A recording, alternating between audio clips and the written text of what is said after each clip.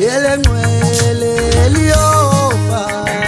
asitole sibese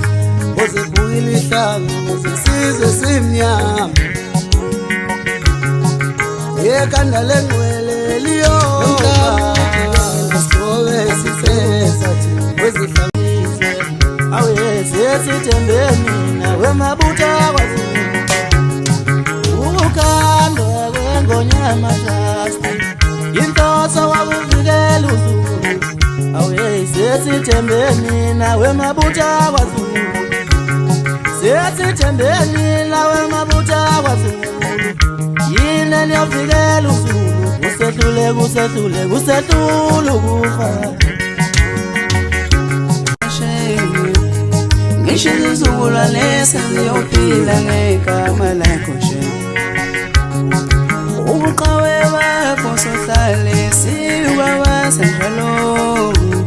Ngisho izizukulwane seziyophila ngegama lakho nje